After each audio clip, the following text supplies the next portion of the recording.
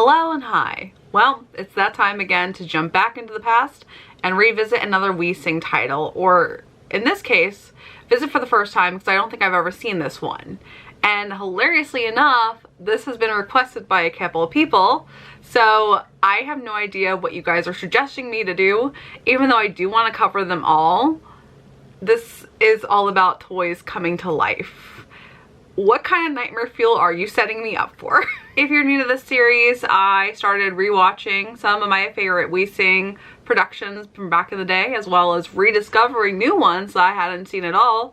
And if you aren't familiar with WeeSing, here's the recap again. WeeSing is a series of videos, books, music CDs, and now apps, as I just learned, that have been around for over 40 years. Unexpectedly positively, the company and website are still active, which is amazing on its own, and you can still purchase all of their products on various platforms. Similarly to Tales and Tunes, the series is based on learning through music for children's ages 0 to 8. According to the website, the creators, Pam Biel and Susan Nip, created the first songbook in 1977 because they were passionate about enriching the lives of children through music and the performing arts. But in the big picture, kids are just having fun. I, as many other millennials, grew up on this series, and we are continuing today with Grandpa's Magical Toys. This was made in 1988, so a few years before I existed, but alas, we're gonna jump in, and I have no idea once again what kind of nightmare fuel this is gonna be, because toys are not magical. We are not Toy Story here, and even for a children's thing, I don't understand why that was a thing. First of all,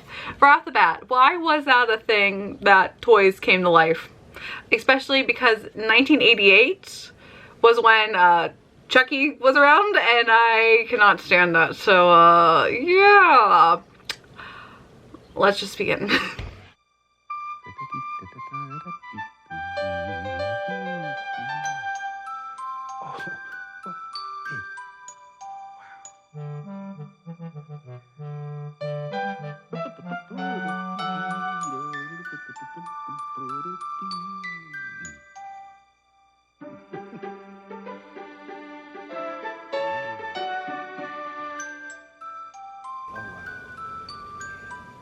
Why is that like Pandora's box? Should that not be opened? Why is he doing this on the box? Oh, that's nightmare fuel. That's nightmare fuel, because if you know, you know that is scary. Nightmare fuel! Why were toys so creepy? Oh, I hate it. Wait, why is he in a rocking chair? There is so much going on within the first few seconds. Nightmare fuel. Oh wait, that's Barbie. Okay, we have a Barbie here. This looks like it would be a horror film if we didn't know it was made for children. I like the song, but why is he dancing with a marionette clown? Yeah, you can tell that I'm not a big fan of toys or dolls, if that wasn't clear. I have so many questions within the first 2 minutes of this film. Peter, come in. All right, so our first characters are introduced. Peter. It might be Sarah. And Sarah. It is Sarah. Oh, well, Sarah, how do And you Grandpa, who owns a bunch David. of creepy, David? alive toys. Good morning, and how do you do?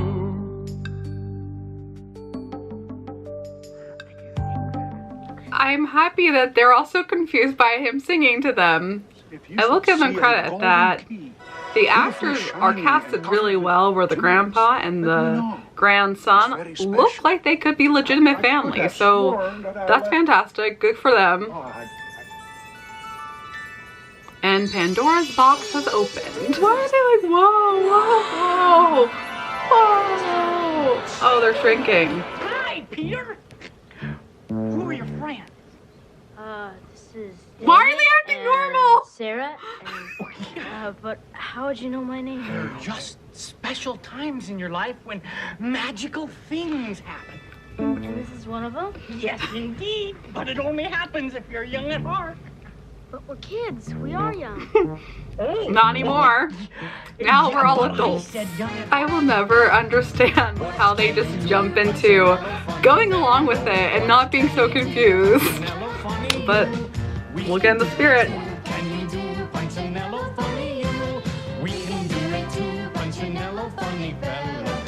He's barely doing anything at all. Like, I know you're the shy one, but you did nothing. Okay, no, I can't do that. Yeah, that would be me. I can't do a cartwheel still for my life or a handstand. I never learned any of that agility. So if you can, good for you. I can do a tumble, You kids but that's it. Someone said time. Is it Pee-wee's Playhouse? Is that the word of the day? So what's today's sing over, Cocky? What time is it? Okay, I actually like this bird a lot. Well, Isn't it time you should be inside your house? oh, Also, I'm just realizing again that gosh. kids today, do they learn how to tell time analog? Or is everything digital? Speaking of time, At least I know what that says. Wait, if it's it's supposed to be 6:10, Have you seen it? why are they I there do so know that early? key. It's a very What special kids key. that I age would be sure visiting will a grandparent's house at 6 a.m. in the morning? This is Peter. Why? And Clown, David Clown, you're so weird. Punchinello, why are you touching these I'm kids? so confused. Same. What seems to be the problem, Mojo? Oh my gosh, why are you mocking him? There's this song. That's one thing. And then this. I love clapping British rhythm. people so That's much. quite I'm another. like And I automatically just can't seem to attracted put them here. Together. To see what he could see. But all that he could see was the bottom of the deep blue sea. That was wonderful. Let's try again. Love it. Our sailor went to sea, to see what he could see. But all that he could see was the bottom of the deep blue sea. I like the Alright. sailor.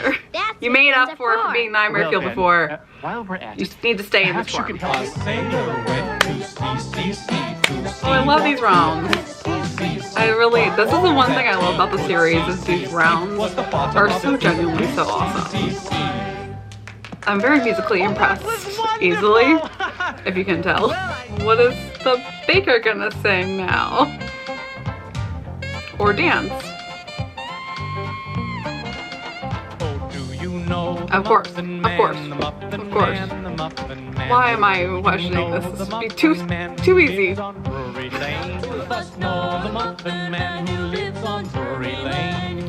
There is so much going on with such a lack of story right now because they haven't even been introduced to anyone.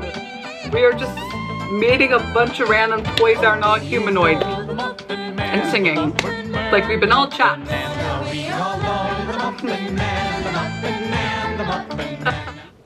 It calls for muffins. Muffins! Muffins! Like his muffins. Oh, do not do a fat joke there. Oh my gosh. They just pulled a fat joke. Oh, I used to do this all the time as a kid.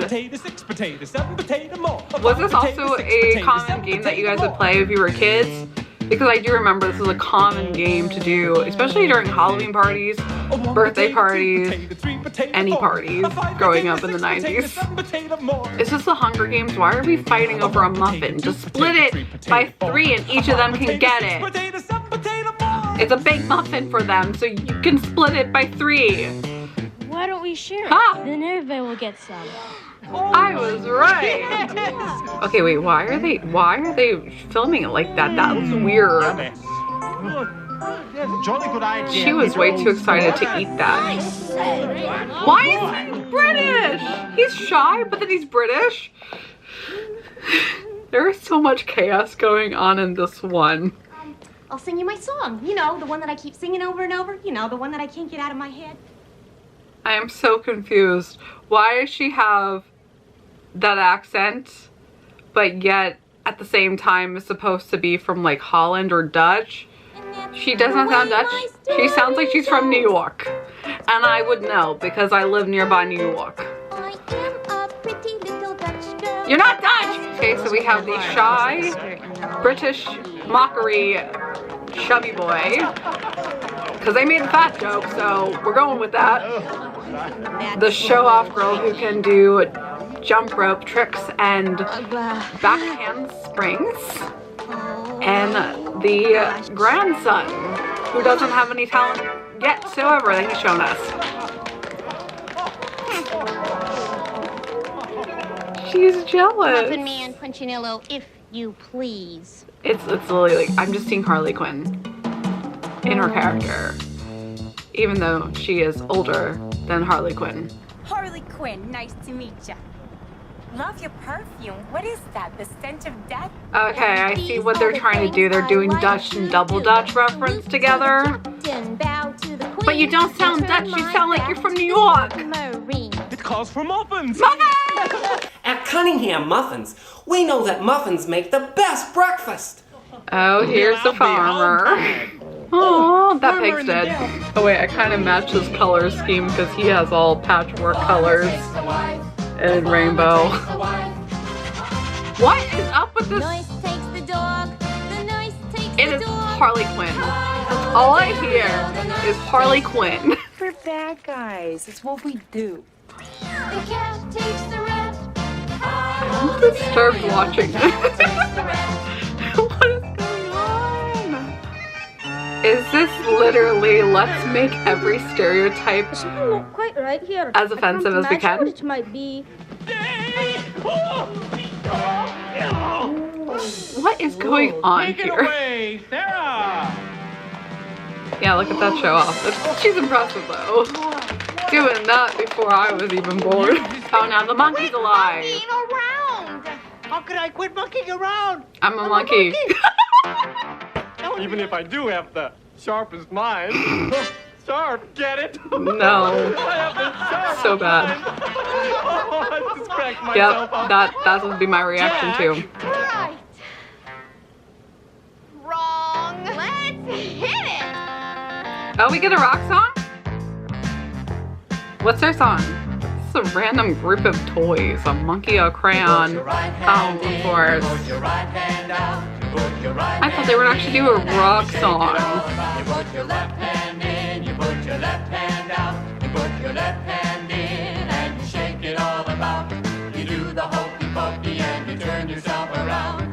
That's what it's all about. This is when you know I watch too many horror films because the way that the Jack in the Box looks is giving me major Art the Clown vibes. I always do love how like the saxophone was such a prominent element and prominent instrument for a lot of these songs. It's very niche to think about, but as I'm rewatching all these, we really truly realize specific instruments that were popular within their time frame. Because the saxophone was a huge instrument on so many songs with the 80s and 90s.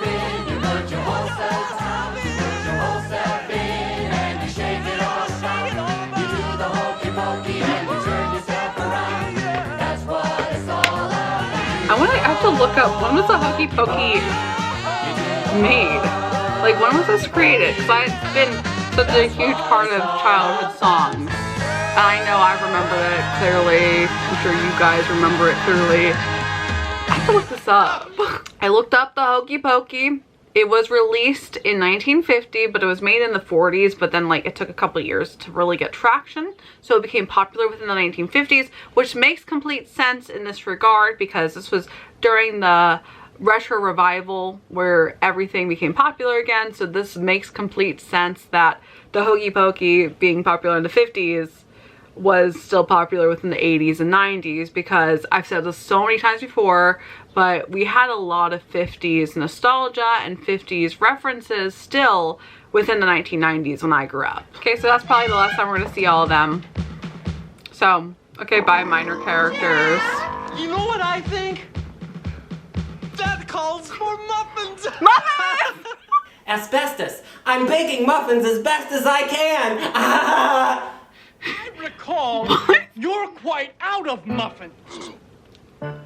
Oh dear, so I am. Oh. Gotta call up Cunningham and get your supply again of Cunningham muffins. What muffin would you like for breakfast, Johnny?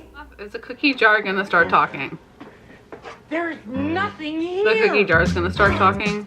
Who stole the cookies from the cookie jar? It's bringing into that song. You know, it's kind of funny that there is truly a true theme in terms of these songs this round because they're all group songs that can blame on other people. Cookies from the cookie jar. No one And it's the cookie jar. No Yup. one stole the cookies Why from is the he cookie like jar that? yesterday. Why is it close up on the mouth? How many hours are they spending? They're literally spending the entire day with these toys. But you know, at the end, he's gonna be like, Grandpa's gonna come back and be like, well, I'm glad you guys had a special day. Time for me to go inside. I kind of like the bird though. She's like ditzy and cute, and I like it. Very bimbo core. Notorious case of missing key. Wait. What is his angle? Because he's shy, but then he does all these voices. High and low, in and out, up and I down. don't understand this character. Penelope, you're so cute. There you are. Oh, you're so dead. Hambo. What is up with those close-ups on the face? And if this isn't a time capsule song for the 80s, especially late 80s, I don't know what is. Hambone, have you heard? I've been around the world and I'm going again. Hambo. Why? Why? Come Why on is he and play talking? with me. And bring your dollies free. Climb up my apple tree. Ride down my rainbow. She's the nanny. Harley. And we'll be I'm so jolly confused. friends forevermore.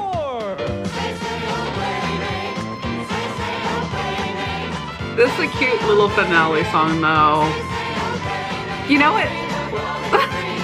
This is like the second one where they're kind of given a jazz New Orleans vibe. I love that, but I realized this is very similar in terms of like the finale group big song to the Magical Mansion that we just watched.